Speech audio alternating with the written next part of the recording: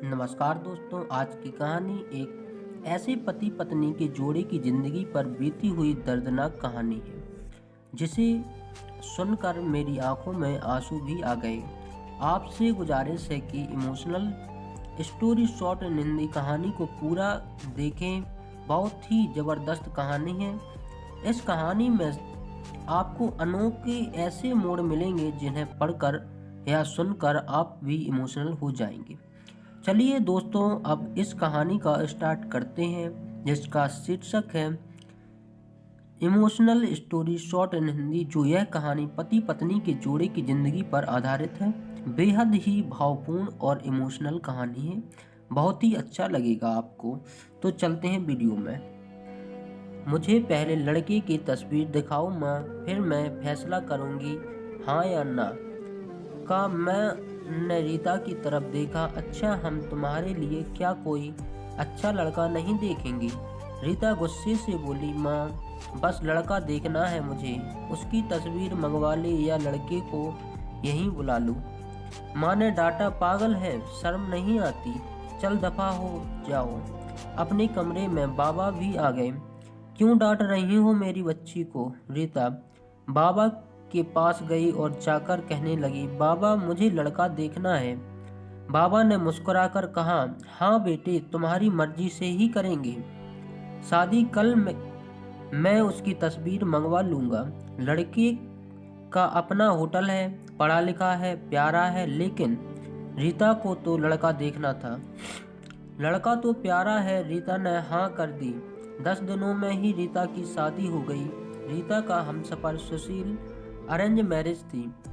ना कभी मुलाकात हुई, ना कभी कोई बात, कभी एक दूसरे को मिले भी नहीं। ये ऐसा पवित्र रिश्ता होता है जो दो अजनबी एक जान हो जाते, जो कभी जिंदगी में मिले भी ना हो, दो पल भर में एक दूसरे की जान बन जाते हैं। पहली रात थी। सुशील कमरे में आया, हाथ में आइसक्रीम पकड़ी हुई रीता नजरें झुकाए बैठी थी। आइसक्रीम तो रीता की फेवरेट थी। सुशील को नमस्ते की। सुशील पास बैठ गया। सुशील थोड़ा सा शर्माता भी था। आइसक्रीम खाते हुए बोला, जितने पैसे शादी पर खर्च किए, इतने की काश मैं आइसक्रीम खा लेता। रीता का घूंघट उठाकर बोला, आप खाओगी? पहले तो रीता ने शर्माते हुए मना कर दिया। फिर सुशील ने प्यार से कहा, खाली प्यार बढ़ेगा। रीता को आइसक्रीम दी और खुद भी खाने लगा। रीता सारी आइसक्रीम खा गई।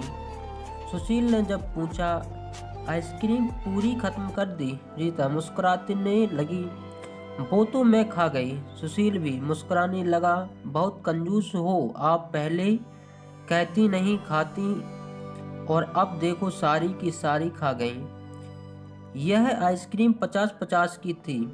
रीता सुशील को पहली ही रात इतना तो समझ गई थी कि सुशील दिल का बहुत अच्छा है। रात भर मोहब्बत भरी बातें होती रहीं। जिंदगी अपनी असल मंजिल की तरफ मुड़ गई थी। वक्त गुजरने लगा। रीता के भाई की शादी थी। रीता 4 महीने की प्रेग्नेंट भी थी। रीता ने सुशील से कहा, मुझे भाई की शादी में जाना है।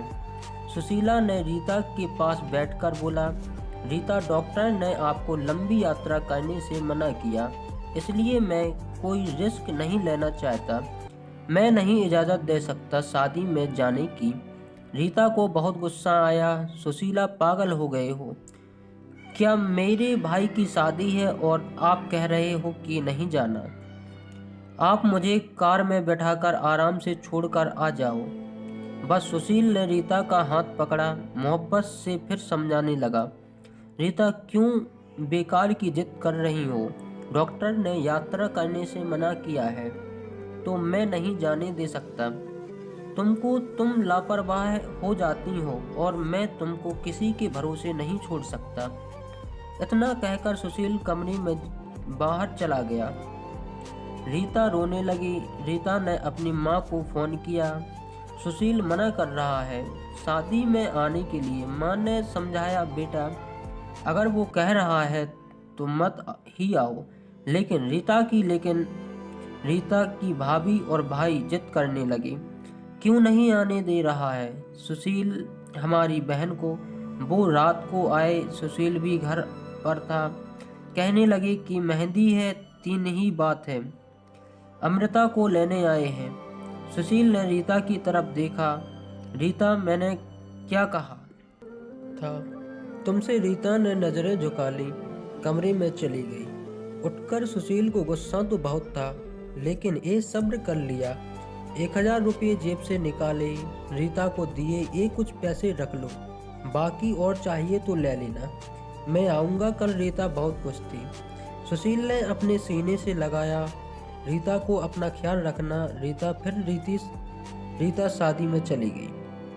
मेहंदी की रात रीता की बुआ की लड़की आई थी। डांस भी किया, काफ़ी इंजॉय किया। बारात वाले दिन जब भाई की बारात लड़की बालों के घर पहुंची तो बारिश हो रही थी। गले में काफ़ी कीचड़ था। रीता का पांव फिसल गिर गई। गिरते ही उसके पेट में दर्द होने लगा। रीता जोर जोर से रोने लगी। जल्दी से रीता को अस्पताल ले गए। रीता दर्द से चिल्ला रही थी। सुशील को कॉल की, रीता के बारे में बताया। सुशील घबरा गया। वो जल्दी से अस्पताल पहुंचा। डॉक्टर रीता को इमरजेंसी वार्ड में ले गए थे। सुशील बहुत परेशान था। दिल की धड़कनें बेकाबू थीं। जुबान पर ईश्वर का जाप था।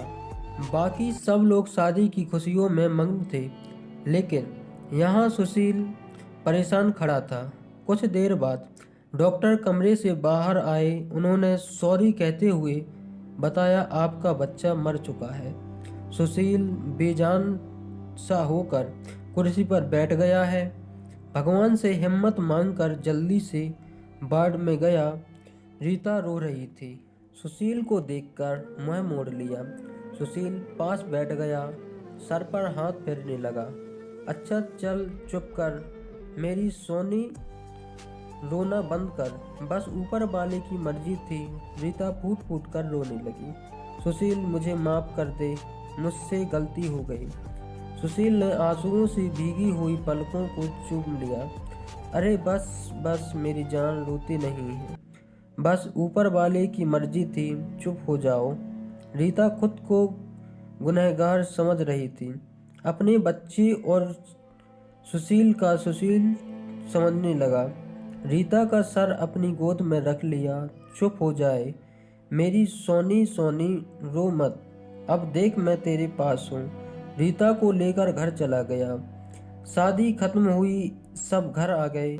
रीता का हाल पूछने रीता खुद का इल्जाम दे रही थी। मुझे रोका था सुशील ने माँ, लेकिन मैं जिद करती रही, शादी में जाना है। अगर मैंने इनकी बात मान ली होती तो आज शायद मैं अपना बच्चा ना खोती। सुशील समझ रहा था रीता दिल ही दिल में खुद को कसूरवार ठहरा रही थी, इसलिए सुशील प्यार से समझाता रहा रीता की, अरे पागल है, खुद को परेशान न कर, ऊपर वाले की मर्जी थी ना, ऊपर वाले ने जहाँ तो हमें फिर से औलाद जरूर देगा। रीता सुशील की आंखों में देख रही थी। सुशील, आप इतने अच्छे हैं, मुझे डांटा नहीं, आपने मुझसे कुछ कहा नहीं।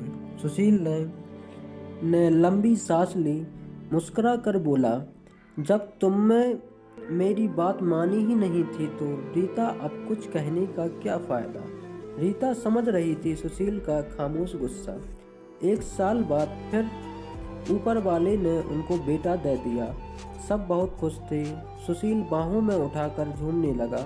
अपने बेटे को रीता बेड पर लेटी सुशील की आंखों में बेटे की मोहब्बत में निकलते आंसू देख रही थी।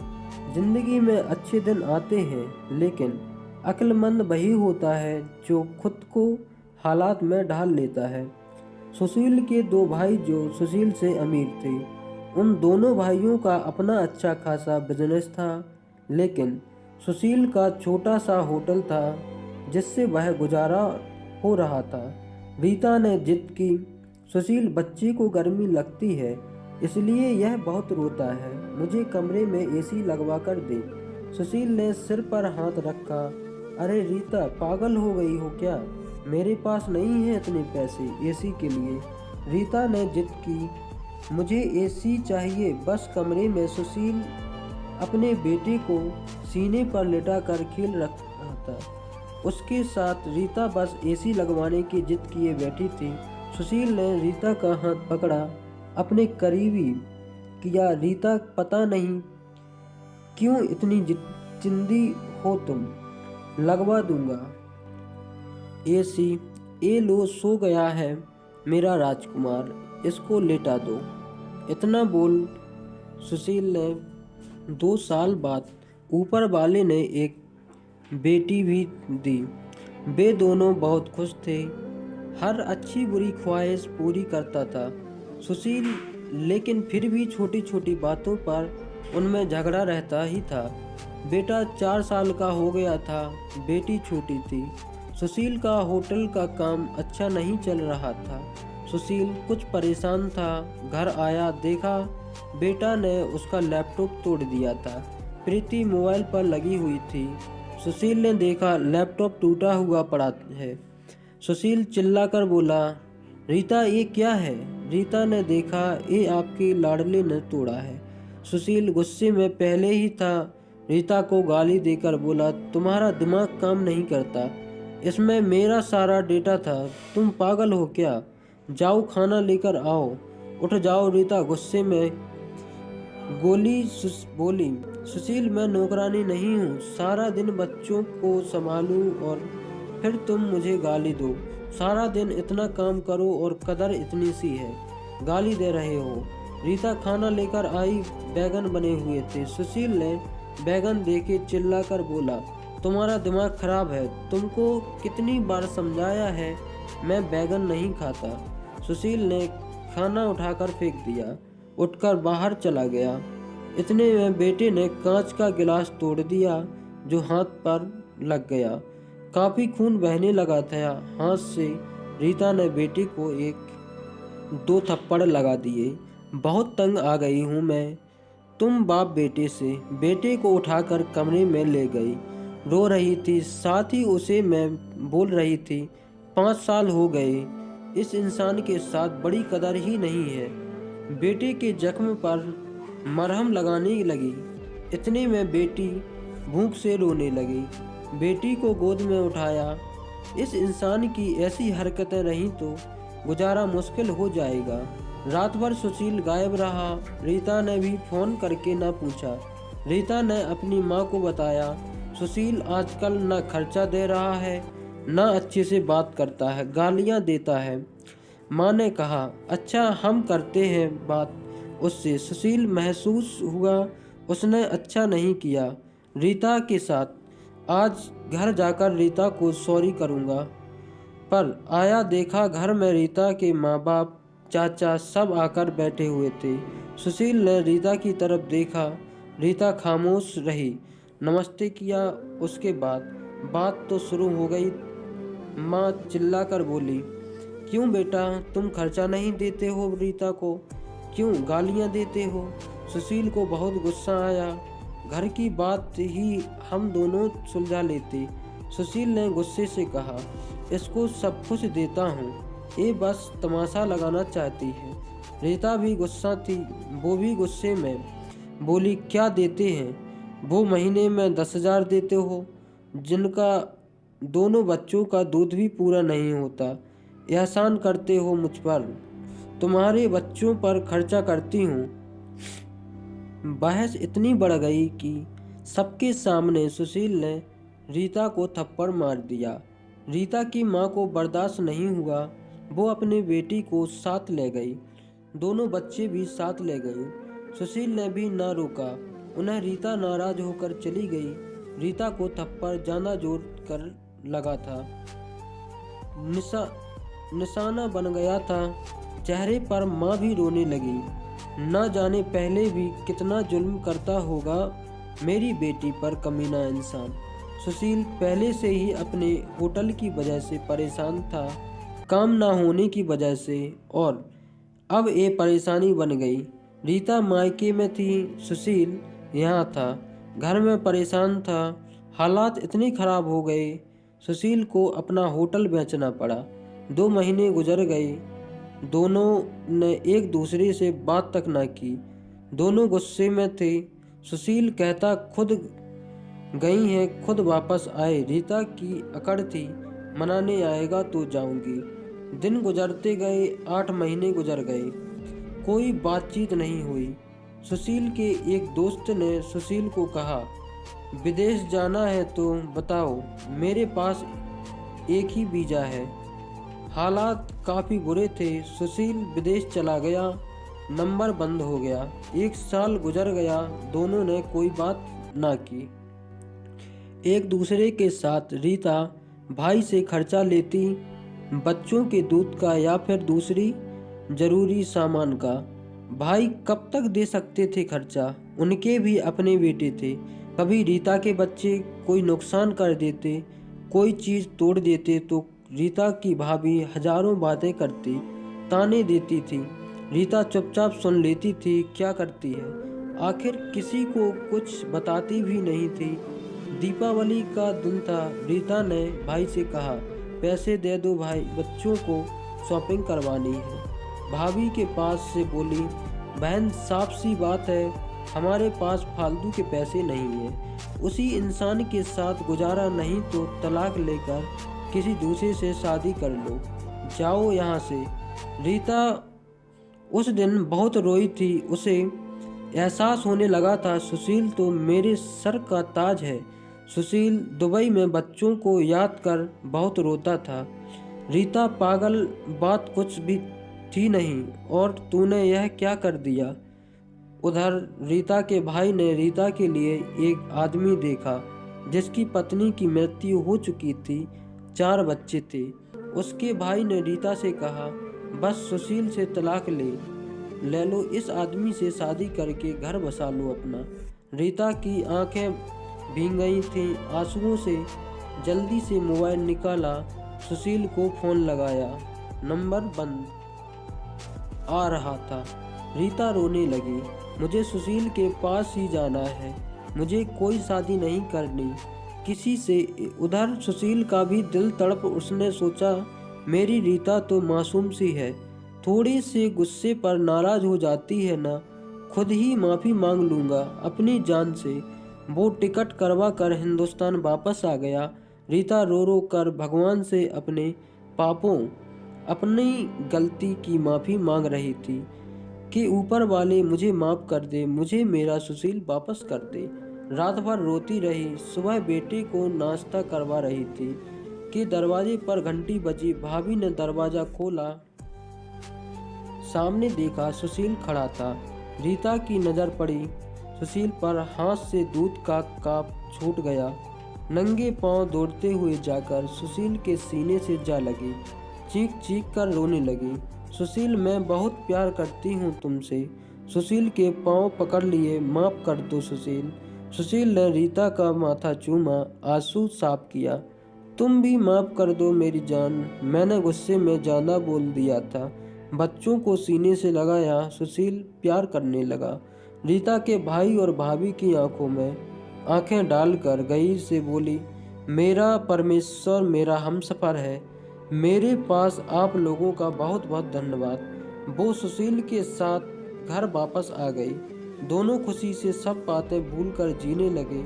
लेकिन वो इस समाज को इतना बता गए, जज्बात में जुदा हो जाना बहुत आसान है, लेकिन जुदा होकर जीना बहुत मुश्किल है। जो धर्म एक हमसफ़र महसूस कर सकता है, वो कोई और नहीं समझ सकता। गलत फैसला लेकर ज़िंदगी बर्बाद ना करें, यह सब वक्त के साथ बदल जाता है।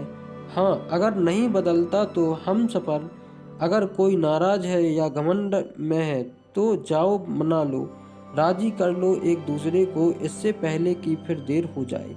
अगर मेरी कहानी किसी एक के भी दिल में घर कर गई तो मेरा मकसद पूरा हो जाएगा।